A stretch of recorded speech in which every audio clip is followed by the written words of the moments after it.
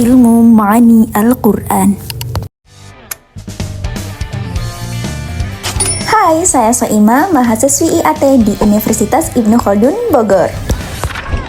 Video ini dibuat untuk memenuhi tugas akhir semester dalam mata kuliah Ilmu Ma'ani dengan dosen pengampu, gurunda kita tercinta, Al-Ustadz Dr. Samsul Basri.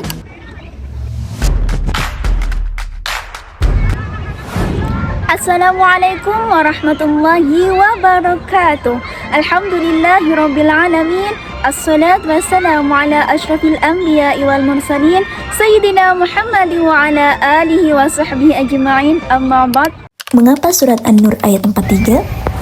Sebagaimana kita tahu, Al-Quran bukan sekedar kitab petunjuk teologis, melainkan ia juga adalah sebuah mahakarya linguistik yang menghasilkan kemukjizatan dari segi pemilihan kata, susunan kalimat, dan makna yang ada di dalamnya. Salah satu potret menakjubkan tampak dari Quran surat An-Nur ayat 43 yang akan kita bahas di dalam video kali ini. A'udzu billahi minasyaitonir rajim. Bismillahirrahmanirrahim.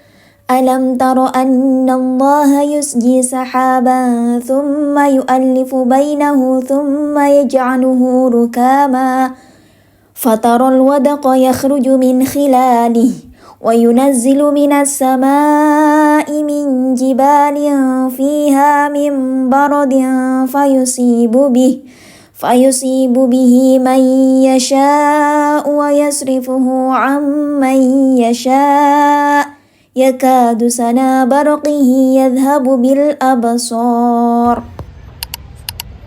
Menurut Imam Ibnu Ashur dalam kitab tafsirnya yaitu At-Tahrir wa Tanwir, beliau menjelaskan bahwa surat An-Nur ayat 43 ini menunjukkan tentang bagaimana proses terbentuknya awan hingga hujan yang Allah gambarkan dalam rangkaian diksi yang sangat presisi sehingga terbentuklah surat An-Nur ayat 43. Selanjutnya mari kita lihat bagaimana proses terbentuknya awan hingga hujan yang Allah gambarkan dalam Quran surat An-Nur ayat 43 dengan pendapat Imam Ibnu Ashur sebagai rujukan utama dalam penjabaran di video kali ini. Ibnu Ashur menjelaskan proses pertama Allah memulainya dengan menggunakan kata yusji yang berarti menggiring. Menurut Ibnu Ashur, diksi ini menggambarkan bagaimana Allah menggerakkan awan secara perlahan menuju arah tertentu. Pilihan kata ini selaras dengan proses meteorologi ketika angin menggerakkan gumpalan-gumpalan awan mengikuti pola sirkulasi udara. Selanjutnya, Allah menggunakan frasa thumma yu'allifu bainahu. Ibnu Ashur menjelaskan bahwa awan-awan yang semula terpisah dipertemukan hingga menjadi satu kesatuan. Dalam meteorologi, proses ini terjadi ketika arus udara mengumpulkan gumpalan awan sehingga ukurannya semakin besar dan kandungan uap airnya bertambah. Setelah itu, awan berubah menjadi rukaman, yaitu massa awan yang saling bertumpuk dan menjulang. Menurut Ibnu Ashur, diksi ini menggambarkan awan yang semakin tebal dan penjelasan tersebut selaras dengan terbentuknya awan cumulonimbus yang berkembang secara vertikal dan berpotensi menghasilkan hujan, petir, serta hujan es. Tahap berikutnya digambarkan melalui frasa fatarul wadaqa yakhruju min khilalihi. Ibnu Ashur menjelaskan bahwa dari khilal atau celah-celah tumpukan awan itulah al-wadaq atau air hujan itu keluar dan turun membasahi bumi. Urutan diksi di dalam ayat ini memperlihatkan sebuah proses yang sangat sistematis, di mana Allah mulai menggerakkan dan menggiring partikel-partikel awan, lalu dipersatukan dan ditumpuk, yang kemudian menurunkan hujan dari celah-celahnya. Kemudian di dalam ayat ini Al-Quran juga menggunakan sebuah frasa yang berbunyi min jibalin fiha min barad, di mana Allah menggambarkan dan menyerupakan sebuah awan raksasa dengan gunung karena bentuknya sangat besar dan menjulang. Perumpamaan ini di dalam ilmu ma'ani disebut dengan tashbih. Menurut Imam Ibnu Ashur, perumpamaan ini memberikan gambaran yang sangat kuat terhadap fenomena atau tempat terjadinya butiran es. Penjelasan ini selaras dengan meteorologi modern yang menjelaskan bahwa di dalam awan cumulonimbus terdapat butiran es dan muatan listrik yang memunculkan kilatan petir. Rangkaian diksi ini menunjukkan bahwa Al-Quran Surat An-Nur ayat 43 tidak disusun secara acak, melainkan itu adalah sebuah urutan yang runtun dan sistematis.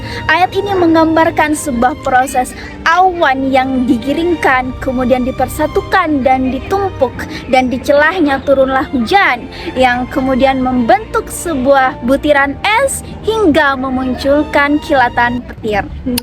Kemudian sebagai penutup yang mengesankan, ayat ini menyebutkan bahwa kilatan petir itu hampir saja menghilangkan al-absar, yaitu penglihatan.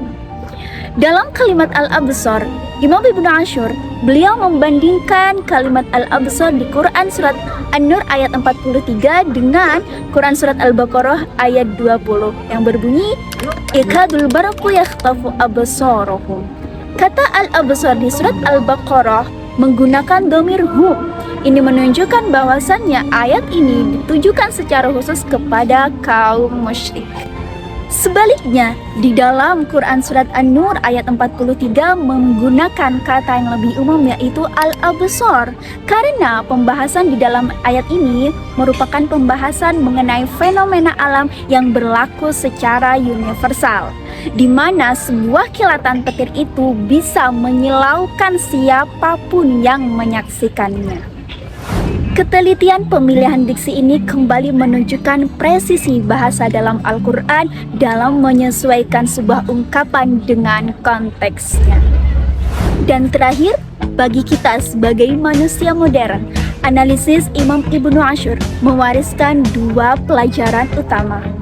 Yang pertama, menunjukkan keselarasan antara petunjuk yang ada di dalam Al-Quran dengan temuan meteorologi modern.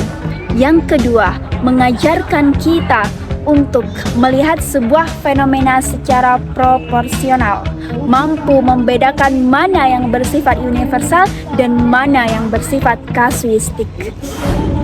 Dan kata terakhir dari saya, ketahuilah teman-teman semua bahwasannya alam bukanlah sekedar pemandangan, melainkan ia adalah ayat dan tanda dari Tuhan yang mengajak mata kita untuk melihat, akal kita untuk berpikir, dan hati kita untuk menyadari akan betapa maha agungnya Allah Subhanahu wa ta'ala. Akhirul kalam, in ahsana kalami famin Allah, wa in asa'a famin da'afin nafsi. Undur ma qala wa la tandur man qala. Assalamualaikum warahmatullahi wabarakatuh.